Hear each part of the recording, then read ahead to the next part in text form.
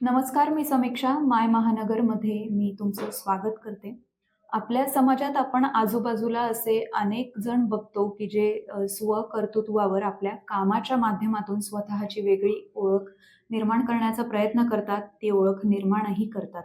आणि अशाच काही व्यक्तिमत्वांचा सन्मान नाशिक आयकॉन हा पुरस्कार देऊन केला जाणार आहे. आपलं महानगर, माय महानगर ओनली मानिनी यांच्या वतीनं या पुरस्कार सोहळ्याचं आयोजन करण्यात आलेलं आहे आणि त्या पुरस्काराच्या मानकरी ठरलेल्या आहेत ॲडव्होकेट क्षितिजा जाधव, ज्या सध्या वकिली या क्षेत्रामध्ये आपलं नशीब आजमावत आहेत. त्यांनी सुरुवात केलेली आहे त्यांच्या करिअरची या क्षेत्रामध्ये आणि एकूणच त्यांचा प्रवास आपण त्यांच्याकडून जाणून घेणार आहोत. त्यांनी हे क्षेत्र का निवडलं किंवा सध्या त्यांना या क्षेत्रात कशा प्रकारे त्या सामोरं जात आहेत सगळ्या गोष्टींना, ते आपण जाणून घेणार आहोत. त्यासाठी आज आपल्यासोबत आहेत ॲडव्होकेट क्षितिजा जाधव. तर स्वागत आहे मॅडम तुमचं माय महानगरमध्ये. जसं की मी आता सांगितलं की तुम्ही तुमच्या करिअरची आता सुरुवात केली आहे. इनिशियल स्टेज आहे तुमचा. तुम्ही प्रॅक्टिस करत आहात डिस्ट्रिक्ट आणि सेशन्स कोर्ट पुणे इथे. तर ह्याची सुरुवात म्हणजे आपली सुरुवात करिअरची असते ती एक आपलं शैक्षणिक जीवन, कौटुंबिक पार्श्वभूमी. तर काय सांगाल तुमच्या कुटुंबाबद्दल आणि तुमचं शैक्षणिक जीवन कसं होतं? नमस्कार, मी ॲडव्होकेट क्षितिजा अरुणकुमार जाधव. मी मूळची नांदेड, महाराष्ट्राच्या मराठवाड्या भागातली. माझं शिक्षण महाराष्ट्रामध्ये बऱ्याच डिस्ट्रिक्ट्समध्ये झालेलं. कारण की पप्पांची पोस्ट अशी होती जिथे ट्रान्सफरेबल जॉब असल्यामुळे ती शिफ्ट व्हायला लागली. तर माझी 10वी 10th Oxford English medium school Nanded इथून झाली आहे. त्यात मला डिस्टिंक्शन भेटलं. 93.20 मार्क्स मला भेटले. आणि त्यानंतर 11th-12th मी कॉमर्समध्ये करायचं ठरवलं. ते मी SMRK BKAK महिला महाविद्यालय नाशिकमध्ये, जे SNDT अफिलिएटेड युनिव्हर्सिटी एक आहे, तर त्यातनं मी माझं 12th कॉमर्स केलं. तिथे पण मी CR होते दोन्ही वर्षी. आणि तिथे मी गोखले एज्युकेशन सोसायटीच्या SMRK कॅम्पसमध्ये गोल्ड मेडलिस्ट होती. तर मग तिथे मी टॉपर होते. मग त्यानंतर माझ्या वकिलीचं किंवा कायद्याचं शिक्षण मी BA LLB हे 5 years integrated course after 12th होतं.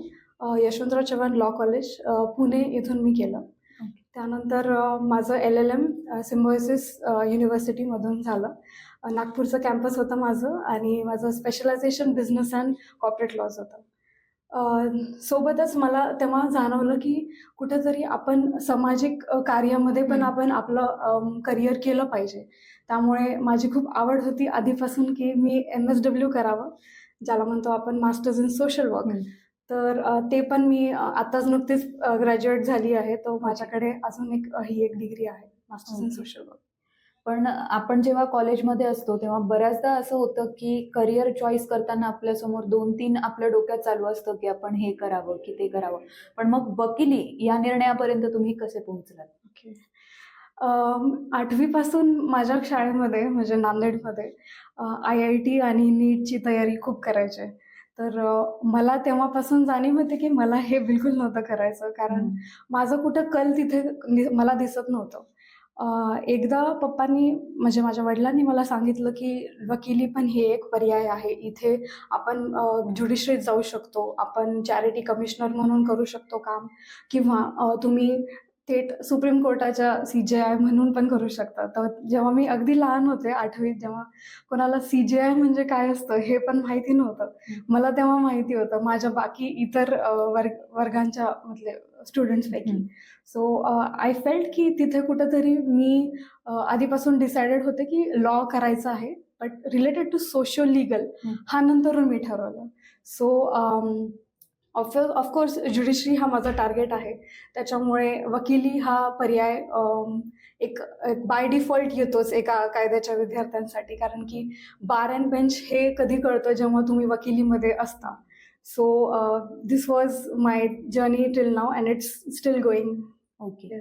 तर एक असतं की आपण कुठल्याही क्षेत्रात गेल्यावर आपल्यासमोर एक रोल मॉडेल असतो की ह्याच्यासारखं मी बनणार. तर तुमच्यासाठी तो रोल मॉडेल किंवा प्रेरणास्थान कोण आहे आणि का?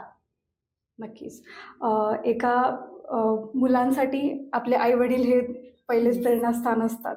तर माझ्यासाठी देखील आई वडील हे प्रेरणास्थान होते. माझ्या घरच्यांचं खूप असं महत्त्वाचं योगदान आहे माझ्या करिअरमध्ये शेप करण्याचं. जे आहे प्रामाणिकता. हे कुठेतरी प्रत्येक करिअरमध्ये इम्पॉर्टंट असतं. सो ते एक माझं इन्स्पिरेशन रोल नेहमीच राहणार आहे माझ्या आई-वडिलांमार्फत. दुसरं म्हणजे मी जेव्हा कोर्टात असायचे, तेव्हा मला जजेस किंवा इतर ॲडव्होकेट्स जे सीनियर असतात, त्यांचं मी आर्ग्युमेंट स्किल्स बघायचे आणि खास तर असे ॲडव्होकेट ज्या लेडी ॲडव्होकेट्स आहेत. तर ॲज वी नो की लेडी ॲडव्होकेटचं थोडंसं एक चॅलेंजिंग पोझिशन असतं इन लिटिगेशन. सो हे माझं सतत इन्स्पिरेशनल म्हणजे हे पीपल आहेत माझ्या आयुष्यात. सो आय फील की ते आहेत माझे इन्स्पिरेशन टिल नाव. ओके. तर मग तुमची करिअरचा जो म्हणजे पहिला दिवस असू दे, तो कसा होता आणि ती सुरुवात कशी झाली तुमची या क्षेत्रामध्ये? जसं ग्रॅज्युएशन झालं माझं BLLBमध्ये. त्यानंतर मी कोर्टाची पायरी पहिल्यांदा चढली माझ्या सिनियरच्या मार्फत आणि अगदीच पाहता कोर्टात अशी गर्दी, तुडुंब गर्दी, छोटीशी खोली. सिव्हिल कोर्टात तर तसंच सध्याला तरी चालत असतं. फॅमिली कोर्ट्समध्ये मी जेव्हा पाहते, इन्फ्रास्ट्रक्चर पुण्याच्या फॅमिली कोर्टचं उत्तम आहे अगदी.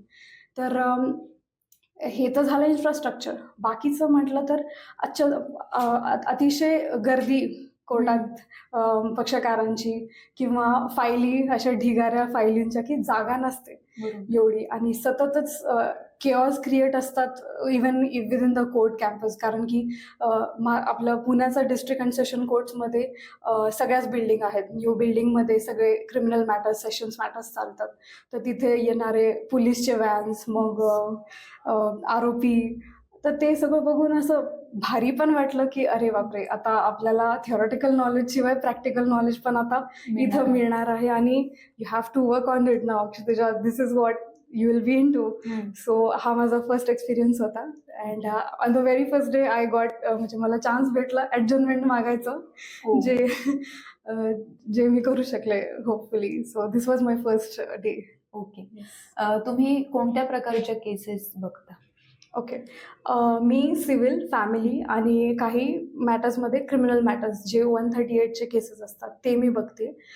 जास्त फोकस आहे आमचा म्हणजे माझ्या सिनियर्सचा, ज्यांना मी कनेक्टेड आहे, ते आहे फॅमिली आणि सिव्हिल मॅटर्स. तर ते आम्ही हाताळतो. तर एखादी अशी केस तुम्ही म्हणजे तुमच्या अनुभवात तुम्ही जी आव्हानात्मक होती, कॉम्प्लिकेटेड होती असं तुम्हाला वाटलं? एक ॲट्रॉसिटीज आणि एक फॅमिली मॅटर एक होतं. ते कंबाईंड एक केस आम्हाला भेटलेली. त्यात आम्ही व्हिक्टिम म्हणजेच त्या मुलीचा आम्ही केस लढत होतो त्यांच्यामार्फत.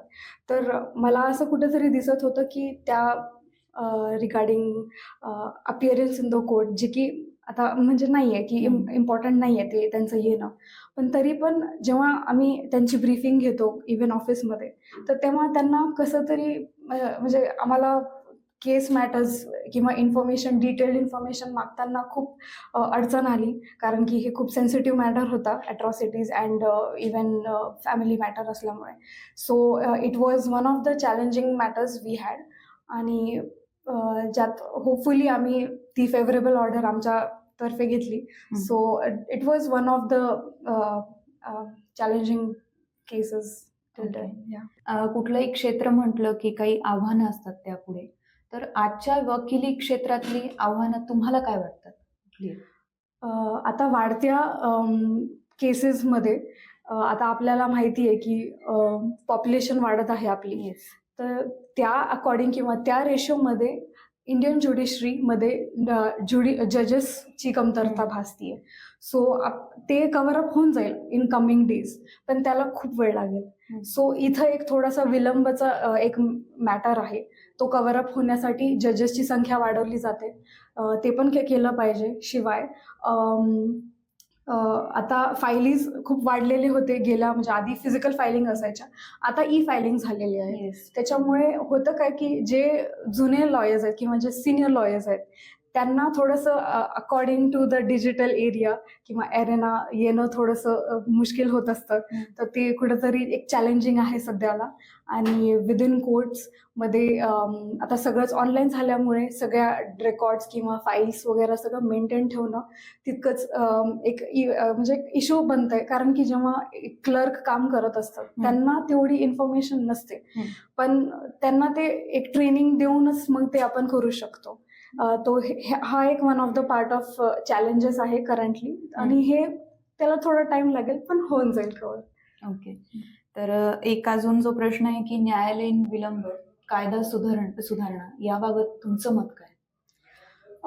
कायदा सुधारण्यासाठी आधी आपल्याला आपण किती लिटरेट आहोत according as per our constitutional rights, हा एक इम्पॉर्टंट महत्त्वाचा मुद्दा आहे जो मला वाटतो की हे सगळ्यांना माहिती असलं पाहिजे.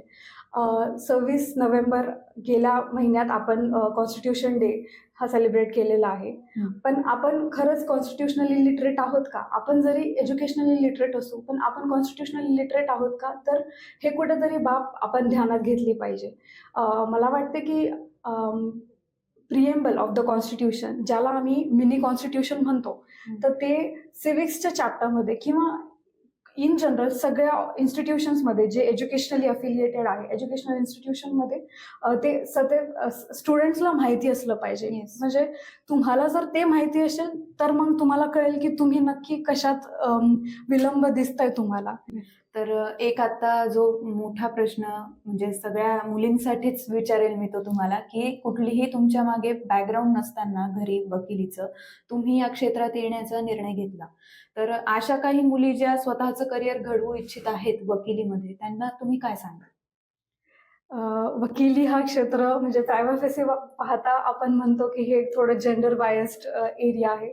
पण जसं जसं आपण यात जातो तसं तसं मला ध्यानात येत आहे की हे फक्त तुम्ही किती इन्फॉर्म्ड आहात, तुम्ही किती वेल एज्युकेटेड आहात about your case, about your brief. तर इथे जेंडर येणारच नाही as long as you R aware of your case brief. तर मग नक्कीच आव्हाने आहेत मुलींसाठी, हे तितकंच नाकारता येत नाही. शिवाय मुलींसाठी एक बायोलॉजिकल क्लॉक सुद्धा असतो, जे की घरच्यांची सततच इन्स्ट्रक्शन्स असतात की नाही आता आपल्याला लग्नाचं वय झालंय हे ते. तर तो पण एक विषय आहे. पण घरच्यांचा जर सपोर्ट असेल तर मग काही पण करू शकतात आपण. कारण की आपण फक्त इथपर्यंत तर राहिलो नाहीच आहे. आता मुली थेट म्हणजे मार्सपर्यंत गेलेल्या आहेत, चंद्रावर गेलेले आहेत. तर आपण एवढे मल्टीटास्कर आहोत आणि दिस इज व्हॉट लिटिगेशन मॅटर्स. लिटिगेशनमध्ये हेच आहे. आय थिंक की आपण होऊ शकतो याच्यात पुढे. आणि we should be one of our inspirations as well. So this is the thing we should keep in mind. And it's absolutely a beautiful profession. तुम्ही जसं जाल तसं तसं तुम्हाला खूप मजा येत राहील या मॅटरमध्ये किंवा असं. तर छान आहे हे. नक्कीच. अपार्ट फ्रॉम लिटिगेशन मुलींसाठी किंवा इतर स्टुडंटसाठी ज्यांना इतर कोर्सेस पण करायचे आहेत पण असं वाटतं की नाही मी कदाचित इथेच संकुच राहील, तर असं नाही आहे. तुम्ही तुमचं कायद्याचं शिक्षण करत असताना तुम्हाला वेगवेगळे कॉम्पिटेटिव्ह एक्झाम्स देखील देऊ शकता तुम्ही. जसं की जॅग, जसं ज्याला आम्ही म्हणतो जज ॲडव्होकेट जनरल, जिथे आपण डायरेक्ट आर्मीमध्ये जाऊन तुम्ही त्यांची बाजू मांडू शकतात, त्यांचे वकील बनू शकतात. हे देखील एक one of the best choices आहेत. SSB इंटरव्ह्यू असतो, त्याचा एक 5 दिवसाचा इंटरव्ह्यू असतो, खूप रिग्रस असतो. पण जशी तुमची तयारी असेल तसं तुम्ही भरपूर करू शकता. दुसरं आहे ज्युडिशरीमध्ये तुम्ही जाऊ शकता. ज्युडिशरीमध्ये आता अपकमिंग मध्ये एरियामध्ये आता त्यात भरपूर वेकेन्सीज येतील. So you can target for judiciary also. आणि litigation is never ending, so sky is the limit for litigation. आणि हे सगळं इतर मिळून तुम्ही सदैव कायद्याचेच विद्यार्थी आहात हे एक कोर्स सांगतो हा message. So it's wonderful job here. Okay. तर या होत्या ॲडव्होकेट क्षितिजा जाधव. त्यांच्याकडून आपण त्यांचा संपूर्ण प्रवास जाणून घेतला. एक सर्वच समाजापुढे त्या एक उदाहरण उभा करण्याचा प्रयत्न करतायत. घरातून कुठलंही बॅकग्राऊंड नसताना त्यांनी एक वेगळं क्षेत्र निवडलंय आणि त्या क्षेत्रात त्या आपल्या कामाच्या माध्यमातून आपली ओळख निर्माण करण्याचा प्रयत्न करतायत. आणि त्यांचा आपण नाशिक आयकॉन या पुरस्कारानं सन्मान करणार आहोत त्यांचा. नाशिकमधील विविध क्षेत्रांमध्ये उल्लेखनीय कामगिरी करणाऱ्या व्यक्तिमत्वांचा आपण या कार्यक्रमातून सन्मान करणार आहोत. धन्यवाद.